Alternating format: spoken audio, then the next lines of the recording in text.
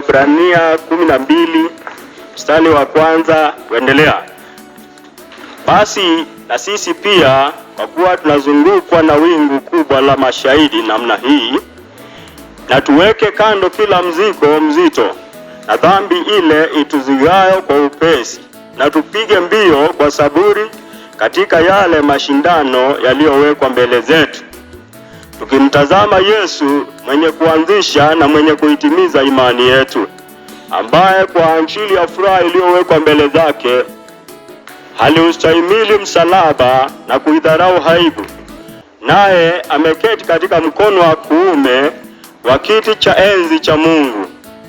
Maana mtafakarini yeye sana, aliyestahimili mapingamizi makuu namna hii ya watendao dhambi juu ya nafsi zao, msije mkachoka mkazimia mioyoni mwenu.